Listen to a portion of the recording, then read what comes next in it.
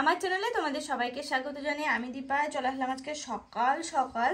দেখো ব্লগের আমি দিদি বাড়ি থেকে এসেছি, বেশ কটা দিন হয়ে গেল। তোমরা হয়তো ব্লগ দেখে ভাবছো যে না কালকে হয়তো দিদি বাড়ি থেকে এসেছি, না আমি এসেছি হচ্ছে, দেখো আমি দিদি বাড়ি থেকে এসেছি হচ্ছে মঙ্গলবারে, তো আর আজকে হচ্ছে শনিবার। এই কটা দিন বাড়িতেই ছিলাম, আর হঠাৎ করে কালকে রাত্রেবেলা প্ল্যান হলো হাজরাপুর থেকে মা বাবা আমি সবাই মিলে একটা জায়গায় যাচ্ছি। কোথায় যাচ্ছি না যাচ্ছি আশা করি তোমরা থাম দেখে বুঝতে পেরে গেছো এতক্ষণে। তো সকাল সকাল বেরোবো বলে ঘুম থেকে উঠেছি অনেকক্ষণ আগে, 9টার ট্রেনটা। একবার ভাবলাম ট্রেনে যাবো, একবার ভাবছি বাসে যাবো। আমাদের এখান থেকে কৃষ্ণনগর বাসে গেলে সুবিধা হয়, আর ট্রেনে গেলে যে ওই মোটামুটি একই টাইম লাগে। ট্রেনে গেলে ওই নেমে নেমে যেতে হয়, বাসে গেলে একবারে আমাদের এখান থেকে বাসে উঠে পড়তে পারবো। তো ওই আর কি, চলে এসেছো, এই জন্য এখান থেকে আমি বাসই ধরবো। তখন আমি বলেছিলাম না যে রেডি হবো বেরোবো, দেখো রেডি হয়ে গেছি। এখন বেরোনোর সময় হয়ে এসেছে, নিচে গিয়ে কটা খাবো, খেয়ে তারপরে বেরিয়ে পড়বো আজকের সফরে। আমি মা আর বাবা আমরা তিনজন মিলে আজকে যাচ্ছি একটু মায়াপুর। তাহলে চলো আমাদের সাথে। আর মায়াপুর আমাদের এখান থেকে খুব বেশি সময় লাগে না, কৃষ্ণনগর যাবো 45 মিনিট, তারপরে ওখান থেকে আর কিছুক্ষণ গেলেই মায়াপুর। তো চলো হ্যাঁ যাওয়া যাক। সকাল হচ্ছে, এখন বাজে 9:10, 9:30 নাগাদ বাস ধরবো, তাহলে ঠিকঠাক টাইমে পৌঁছে যাবো।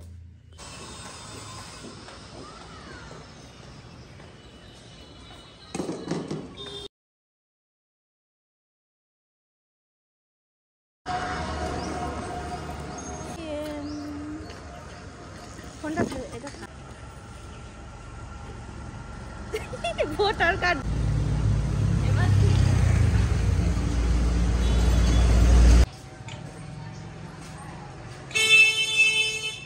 অনেকদিন পরে ধরলাম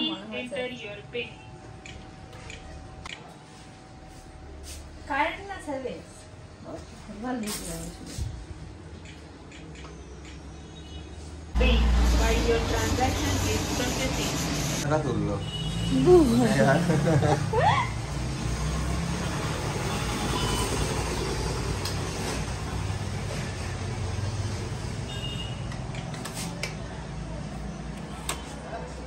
কমপ্লিট। ওই দেখো অর্পণ আমাকে দিতে এসেছে বাস স্ট্যান্ড পর্যন্ত, মানে ছাড়তে এসেছে। ও তো যাচ্ছে না, তো আমি এখন যাচ্ছি বাস স্ট্যান্ডের দিকে। তার আগে একটু ভাবছি এটা সেটা একটু কিনবো।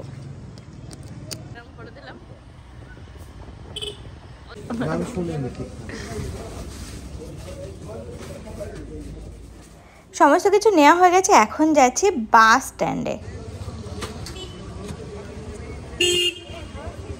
ফিরে আসবো রাত। লাস্ট বাস কটায়? 9:30। গিয়ে ভালো লাগবে না কি? আমি বাসে উঠে পড়েছি, অর্পণ আমাকে বাসে উঠিয়ে দিয়ে ওই দেখো বেরিয়ে যাচ্ছে, আর আমাদের বাসও এক্ষুনি ছেড়ে দেবে। ওই যে স্টার্ট দিয়ে দিয়েছে, এখনই ছাড়বে। আচ্ছা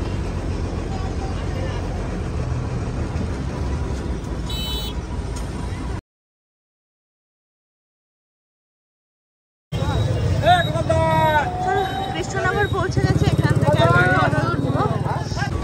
বাস থেকে নেমে আমি টোটো ধরে নিয়েছিলাম, আর এখন প্রায় কিন্তু আমি স্টেশনের কাছেও চলে এসেছি। আর ওদিকে শুনলাম মা বাবার ট্রেন, মানে বাসগুলো থেকে মা বাবা উঠবে, তো ট্রেন এখনো আসতে দেরি আছে, সবেমাত্র রানাঘাট ছাড়বে।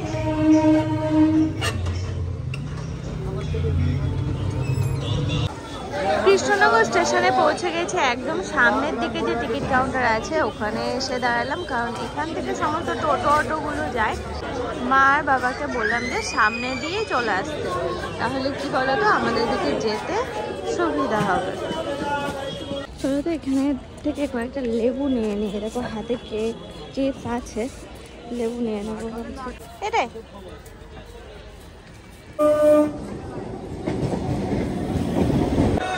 কৃষ্ণনগরে ট্রেন এসে পৌঁছালো, তবে মা বাবা এখনো দেখছি না। আর ওই যে বারবার করে বলছি এখান থেকে প্রচুর টোটো অটো অনেক কিছু যায়, এখান থেকে কিছু একটা ধরে নেবো আমরা। চলো একটা ঘাট, ফাইনালি আমরা রওনা দিলাম এখন মায়াপুরের উদ্দেশ্যে। টোটো এখন ছাড়লো। হ্যাঁ এটা স্পিড থাকবে ভালো। আমরা 3 জন এই যে টোটো নিয়ে নিয়েছি। আমাদের দিবা ছাড়া উপায় নেই আমাদের।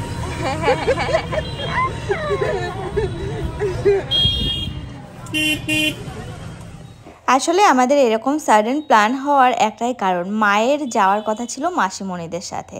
মাসিমণি, মা প্লাস আর একজন মাসিমণি। তো কী হয়েছে বলো তো, হঠাৎ করে মাসিমণি বলে যে আর যাওয়া হবে না। মায়ের মনটা হঠাৎ করে খারাপ হয়ে যায়। মা আমার কাছে ফোন করে, তো আমি আবার অর্পণকে বললাম, অর্পণ বললো যাও তাহলে তুমি মাকে নিয়ে ঘুরে এসো। বাবা যেত না, কিন্তু যেহেতু আমি যাচ্ছি তো বাবা তো রাজি হবেই। সেই জন্য আমি, মা আর বাবা 3 জন মিলে চলে আসলাম। আর ওদিকে আমার শাশুড়ি মা, শ্বশুরমশাইকে বলা হয়েছিল, কিন্তু যেহেতু আমাদের হঠাৎ করে প্ল্যান হয়েছে তো পরে মা বললো যে ঠিক আছে তোমরা এখন যাও, পরে কোনো একদিন গিয়ে আবার ঘুরে আসবো। আর মায়াপুর তো আমাদের মাঝে মাঝে আসা হয়, আগে তো প্রতি বছর আসা হতো, কিন্তু এখন এই কয়েকটা বছর একটু কমে গেছে আসা। তো মায়াপুরের খুঁটিনাটি সমস্ত কিছুই মানে নখদর্পণে যেটা বলে আর কি, 30 সেকেন্ডের রাস্তা আর কি টোটো থেকে নামার পর। ওই জন্য তো নিয়ে আসলাম। মা বাবাকে মানে এদিক দিয়ে কোনোদিনই আনা হয়নি, আসেনি মা বাবা। তো এবার বললাম যে চলো একবার এদিক দিয়ে যে পরে এবার ওদিক দিয়ে ঘুরে যাব, তাহলে দুদিকের রাস্তায় দেখা হয়ে যাবে। কৃষ্ণনগর স্টেশন থেকে আমরা এখানে কিভাবে পৌঁছালাম তোমাদের একটু জানাই। কৃষ্ণনগর স্টেশনে নেমে মানে ট্রেন থেকে নেমে দেখবে যে প্রচুর টোটো আছে দাঁড়িয়ে।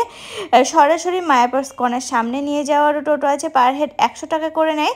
আর এই ঘাটে আসলে নেয় হচ্ছে পার হেড 60 টাকা করে, একটু দাম দর করলে হয়তো একটু কম হতে পারে। স্বরূপগঞ্জ হুলোর ঘাট, যেটা কিনা পার হয়ে তারপর স্কনে যেতে হয়। ওপার থেকে আবার টোটো ধরতে হবে, পার হেড 15 থেকে 20 টাকা করে নেবে, মানে যার যার কাছে যেমন পায়, একটু দাম দর করলে হয়তো 15 টাকা করে হবে, তবে দেখা যাক। আর এই যে ফেরিঘাট মানে ফেরি পার হতে আমাদের নিল হচ্ছে পার হেড 3 টাকা, তাহলে খরচ হলো কি এই পর্যন্ত 63 টাকা করে এক একজনের, মানে কৃষ্ণনগর স্টেশন থেকে।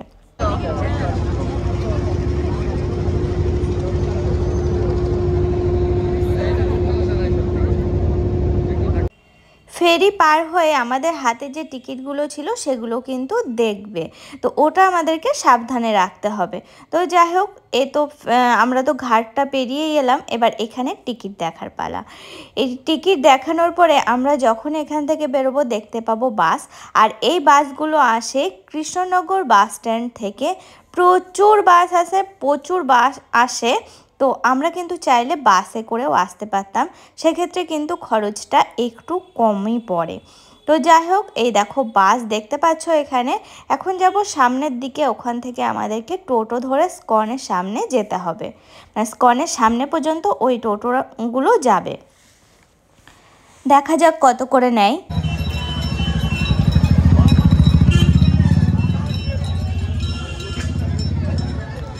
দেখো পার হেড 20 টাকা করে এখান থেকে স্কনে যাওয়া পর্যন্ত, তবে আমরা একটু দাম দর করে 3 জনার 50 টাকায় আমরা কিন্তু স্কনের সামনে পর্যন্ত যাব। তো সব জায়গায় বুঝতেই পারছো এখন একটু দাম দর করতে হয়, তাহলে ঠিকঠাক দামটাই আসে ওই আর কি। তো আমরা বাবা একটু দাম দর করলো, নিয়ে 3 জনের 50 টাকা, তাহলে আমাদের পার হেড খরচ হলো স্কন পর্যন্ত ওই ধরো 20 টাকা করেই ধরো, মানে সবার ক্ষেত্রে তো আর কমাবে না, তো সেই জন্যই আর কি। তো বলবো যে কৃষ্ণনগর স্টেশন থেকে ঘাট পেরিয়ে যদি আসতে হয় তাহলে পার হেড আমাদের খরচ পড়লো 83 টাকা করে।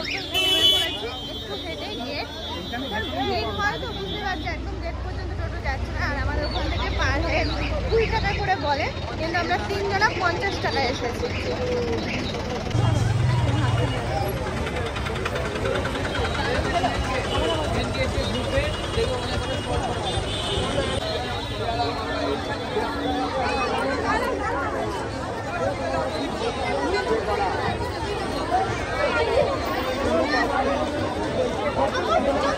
সিজন টাইমে সাংঘাতিক ভিড় মায়াপুর, আমি তো অবাক হয়ে গেছি দেখে। তো যাই হোক, গেটের ভিতরে গিয়ে আমরা কিন্তু দেখতে পাবো বেশ কটা টিকিট কাউন্টার, যেখান থেকে কিন্তু টিকিট কালেক্ট করতে হয় প্রসাদ খাওয়ার জন্য, দুপুরের জন্য। তো ওই যে সামনে কিন্তু প্রচুর লাইন পড়েছে, ওখানে এক এক রকম প্রসাদের এক এক রকম দাম। বাবা চলে এসেছে বাবার চেনা জায়গায়, আসলে ওই রাস্তাটা তো চেনা ছিল না, ওখানে আস্তে আস্তে আসছিল। আর এই দেখো এখানে যে চলে এসেছে, আর কে খুঁজে পায় ভিড়টা দেখ। আর এই জায়গাটা না ফটো তুললে খুব সুন্দর লাগে দেখতে। তো মা বাবাকে নিয়ে আমি বেশ কটা ফটো এখান থেকে তুলে নিলাম। আর জানো তো, মা বাবা আমার উপর অনেক ভরসা করে। এই ঘুরতে যাওয়া জানি না কেন মা বাবা শুধু মনে করে দীপা গেলেই একমাত্র যাব, এরকম আর কি। ফটো তুলতে খুব ভালোবাসে। শেষ পর্যন্ত আমরা এসে পৌঁছালাম, ওই 2 ঘন্টা মতো লাগলো না সব কিছু মিলে। হ্যাঁ, এই দেখো আমাদের ফটোশ্যুট কমপ্লিট, বাবা আমার ফটো তুলে দিল, মা তুলে দিল, এরকম করে করে আর কি চলছে। দেখো এই জায়গাটা কি ভালো লাগে না দেখতে বলো। রোদ তো, রোদের দিকে ঠিকঠাক তুলতে পারছি না। বিকালবেলা আবার এখানে চান্স নেব। তো চলো এখন আবার অন্য জায়গায়। জানো তো এই মন্দিরের ভিতরটা অপূর্ব, তোমরা অবশ্যই যাবে। এখানে চটি জুতো সমস্ত কিছু রেখে, মোবাইল টোবাইল নিয়ে যাওয়া অ্যালাউ নেই, সব কিছু রেখে তারপরে যেতে হয় ভিতরে। চলো আমরা এই সমস্ত জায়গাগুলো একটু পরে ঘুরবো, আগে ওইদিকে যাই, তারপরে এদিকে এসে ঘুরে যাবে।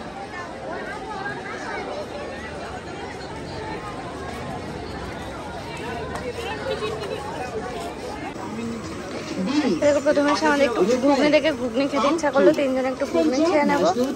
এনো তুমি নিয়ে যাও, আমি আর একটা নিয়ে যাচ্ছি, যাও। ওই দেখো মা বসে ওখানে। এখানে আমাদের দাঁড়ানোর মূল উদ্দেশ্য ছিল একটু ওয়াশরুমে যাওয়া। ওয়াশরুম থেকে বেরিয়ে তারপর আমরা ঘুগনি খাচ্ছি। আর এখানকার ওয়াশরুমগুলো না যথেষ্ট পরিষ্কার।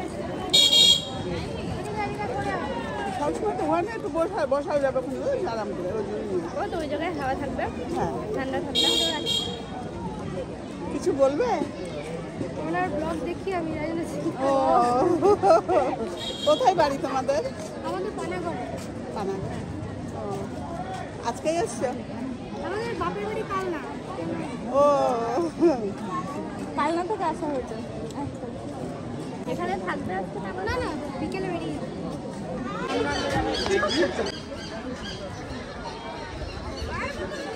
চলো আমরা আবার সামনের দিকে এগোচ্ছি। ঘুগনি খাওয়া হয়ে গেল, এবার সামনের দিকে যায়।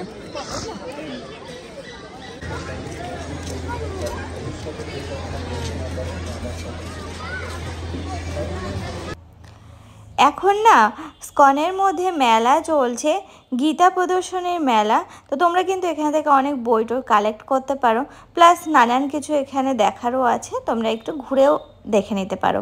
আর মানে যারা যারা আসবে এই টাইমে। আগে জানো তো এই জায়গাটা পুরো খালি থাকতো আর ফুল গাছে ভর্তি থাকতো, কি সুন্দর না জায়গা ছিল। আমার তো সেই সময়টা বেশি ভালো লাগতো। আরে দেখো আমরা কিন্তু সামনের দিকে এগোচ্ছি, মানে ওই যে স্কনে আসা মানে যে লোটাস যে জায়গাটায় আছে সেখানেও ফটোশ্যুট তো মাস্ট করতেই হবে, খুব ভালো লাগে। মাছ খুঁজে পাচ্ছ? জলের যে অবস্থা হয়েছে মাছ খুঁজে পাওয়া যাবে না। এই দেখো জল আগে পুরো কাচের মতো চকচকে থাকতো, আর এখনকার অবস্থাটা দেখো।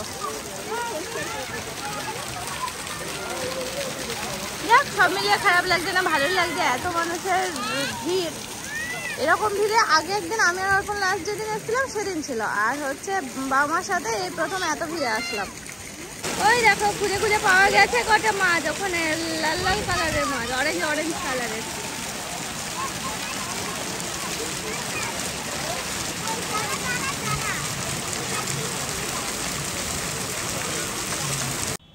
চলো খুব সুন্দর সুন্দর কটা ফটো তুললাম। মা বাবা সাথে থাকা মানে একটা জোরই অন্যরকম, যেটা আমি অর্পণের সাথে থেকেও পাই না, হয়তো তোমরাও তাই।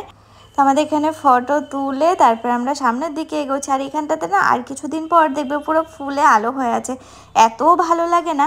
এখন তো শুধু এই যে গাঁদা হয়ে আছে, মানে ইনকা, আর ওদিকে হচ্ছে মোরগ ফুল যেটাকে বলি আমরা। তারপর সেদিন ভিক্টোরিয়া গেছিলাম, সেখানে দাদা ভাই বলছিল পিকনিক স্পট, এটাও কিন্তু এখন সেই একই অবস্থায় পরিণত হয়েছে। এত মানুষ যেহেতু এখন সিজন টাইম তো শীতকাল, সেই জন্য এত মানুষ। আর দেখো আমরাও কিন্তু বাদ যায় না, মা বাবাও বেড কভার নিয়ে আসছে এখানে বসার জন্য।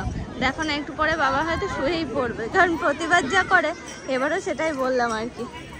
যে যার মতো খেলা টেলা করছে, বেশ সুন্দর একটা পরিবেশ, ভালো লাগে, মনটা একটু অন্যরকম হয়।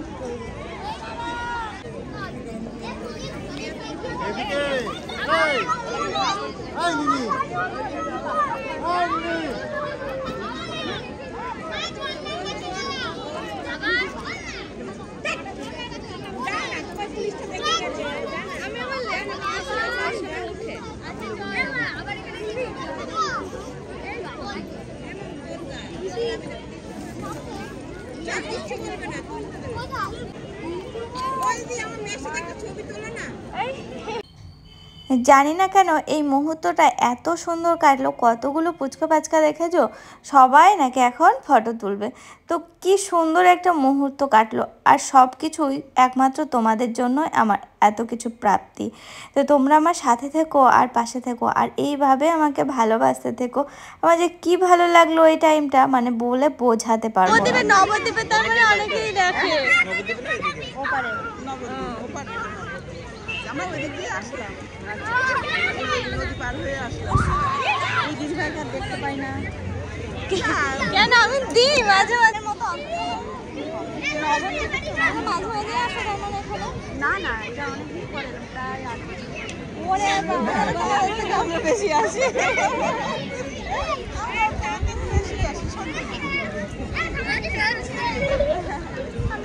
চিনতে পারলাম না। আপনারা রান্নাটা দেখুন।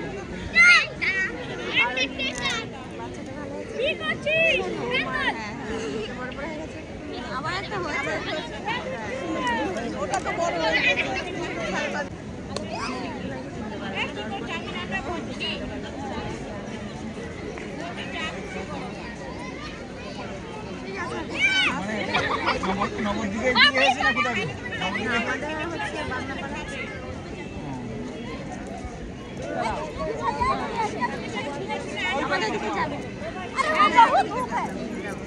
আমরা এখন খাওয়া দাওয়া করছি, বাড়ি থেকে তো সকালে খাওয়া দাওয়া খেয়ে এসেছি।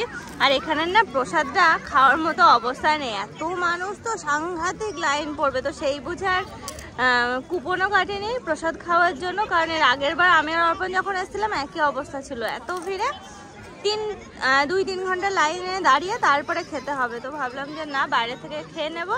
আর এই যে যা নিয়ে আসা হচ্ছে সাথে করে, সেগুলো এখন 3 জন মিলে খাবো বসে বসে। সবাই যেমন খাচ্ছে বসে বসে, পিকনিক হচ্ছে, আমরাও পিকনিক করবো ছোটখাটো একটা। আমাদের চিপস খাওয়া হলো, লেবু খাওয়া হলো, এখন এই দেখো কেক নিয়ে বসেছি। এবার এখন কেক খাওয়া হবে। কেকটা সুন্দর খেতে, ওই জন্য নিয়ে আসলাম। চুপি চুপি তোমাদের সাথে একটা কথা বলছি। এই যে কেকটা নিয়ে এসেছি না, এই কেকটা আমাদের মানে আমার শ্বশুরবাড়িতে খুব চলে, আর খেতেও খুব সুন্দর। প্রভুজির এটা হচ্ছে এগলেস কেক, খুব সুন্দর। 25শে ডিসেম্বর বাবা মাকে খাওয়াতে পারিনি, খুব মনের একটা ইচ্ছা ছিল যে কেক নিয়ে একটু হাজরা পড়ে যায়, কিন্তু সেটা আর হয়ে ওঠেনি। ওই যে দিদির বাড়ি গেছিলাম, তো দিদির বাড়ি থেকে এসে আর হয়নি জানো তো। তো সেই জন্য আমার মনে হলো যে না, কেকটা নিয়ে আজকে যাই। দেখো কেকটা নিয়ে এসে আমি বাবা মাকে ঠিক খাওয়াতে পেরেছি, আমার যে কি শান্তি লাগছে কি বলবো। আমাদের এখানে বসা হয়ে গেছে, এখন মানে 3টের সময় আমরা উঠে পড়ছি। উঠে একটু 4 সাইডটা ঘুরবো, তারপরে যাবো ওই জন্য বললাম গোশালায় যাবো। গোশালা থেকে ঘুরে তারপরে বাড়ি দেখি। এবার হয়তো অন্য রুট দিয়ে যেতে পারি, এর আগের বার যেভাবে আসছি। একটু পরে আবার সোয়েটার পরতে হবে, আপাতত কোমরে বাঁধা থাক, একটু পরে আবার।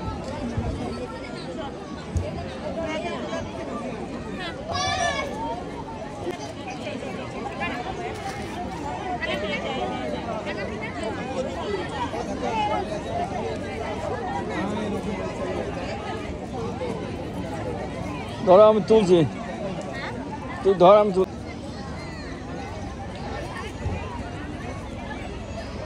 দেখো কি সুন্দর লাগছে চারিদিকে রঙিন রঙিন। এদিকে বাবা বেড কভারটা তুলে নিচ্ছে, আর দেখো কি দারুণ লাগছে সবাইকে, পুরো নানান রঙের জামা, পুরো কালারফুল লাগছে। দেখো কি দারুণ লাগছে 4 সাইডটা দেখতে, সব মানুষজন শুয়ে বসে আছে। অনেক ঘোরা হলো আমার। ও মায়ের ক্লিপটা একটু দেখা হয়েছে।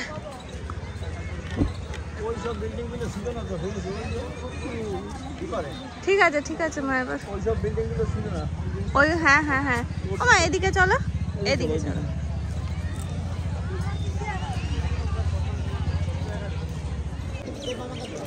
আমরা এখন এই যে সামনের দিকে যাচ্ছি। রোদ পড়েছে, উপরের চোড়ায় পুরো চকচক চকচক করছে, ওই সাইড থেকে তো আরো বেশি চকচক করছিল যখন আসলাম তখন। বেশ ভালো লাগে দেখতে, পুচকুটা আর দেখতে পাইনি আমি। চল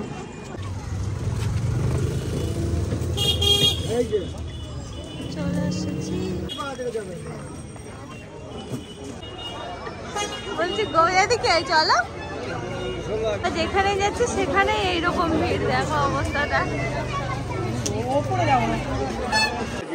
দেখো কেমন লাইন দিয়ে উপরে উঠতে হচ্ছে, সাংঘাতিক ভিড়।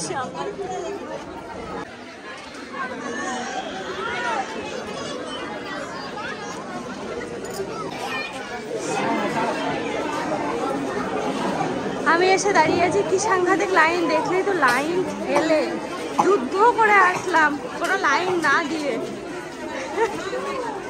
ক ঘন্টা দাঁড়াতে, মা এখন আসতে পারিনি তো। দেখো মাকে তো এখন ওই তো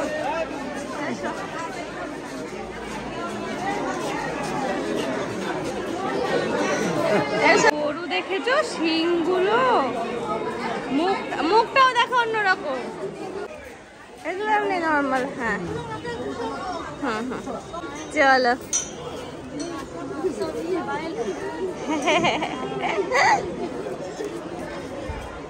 দেখো দেখো শিং ছাড়া গরু কত সুন্দর, কিছু কিছু নাম বলে জানো, এগুলো আমি তো ঠিকঠাক নাম বলতে পারবো না, শুধু তোমাদের একটু একটু দেখিয়ে যাচ্ছি।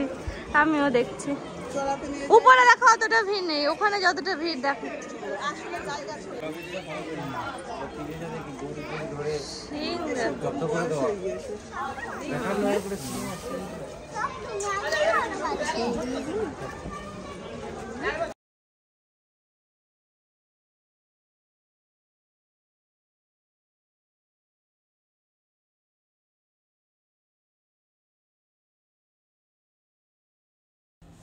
মায়াপুর স্কনে আসলে তোমরা কিন্তু অবশ্যই একবার গোশালায় এসো, এখানে নানান প্রজাতির গরু আছে আর দেখতে খুব ভালো লাগে।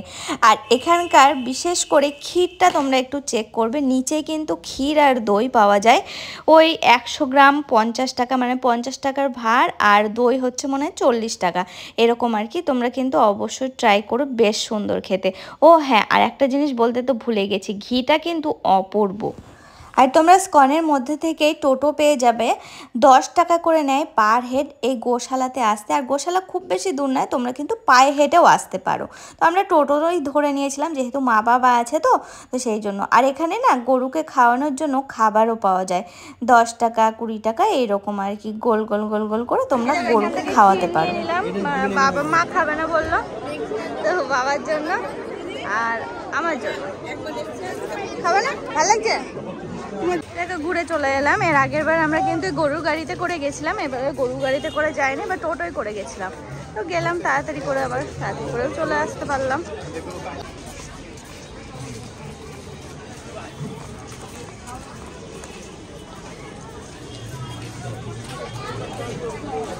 দেখো এই মন্দিরে যাওয়ার জন্য ভিড়টা একবার তোমাদের দেখায়। বিকাল এখন কটা বাজে বাবা, আমি দেখতে পাচ্ছি না ঘড়ি। হ্যাঁ এখন বাজে 4:15।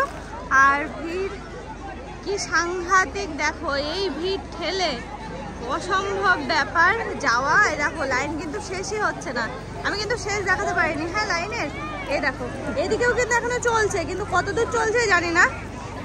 এই যে যাচ্ছে, তো আমাদের যেহেতু ওর মধ্যে অনেকবার যাওয়া আছে, তো সেই জন্য মা বাবা দুজনাই বললো আর যাবো না, চল এবার বাড়ির দিকে যাই। আসলাম, একটা দিন ঘোরা হলো, থাকা হলো, কাটানো হলো, এটাই হচ্ছে ভালো লাগা। চল তো এই 4টার সময় মন্দিরটা খোলে, আর মাঝে তো যখন সবাই মিলে ওখানে বসেছিল না, তখন হচ্ছে মন্দির, সমস্ত মন্দির বন্ধ ছিল। ও মা, ও লাইন ক্রস করে যেতে হবে, চলো চলো চলো। কনকে টাটা দিয়ে বেরিয়ে যাচ্ছিলাম, ঠিক সেই মুহূর্তে ফাউন্টেনটা অন করলো, তো এখন আমরা বেরিয়ে যাচ্ছি। একটু পরে লাইট টাইট দেবে, পুরো অন্যরকম সৌন্দর্য। চলো, ওই দেখো মা বাবা ওখানে আছে, এবার যাই, চলো অনেক হলো, এবার চলো। আর দাঁড়াবো না, এক মুহূর্তেও আর দাঁড়াবো না, আমার জন্য অনেক দেরি হচ্ছে, অনেক দেরি। আসলে কি বলতো, এই অত্যাচারটা না মা বাবা ছাড়া কেউ সহ্য করতে পারবে না। আমি যে হারে অত্যাচার করি, ফটো তোলা, ভিডিও করা, এই সমস্ত কিছুতে আর কি।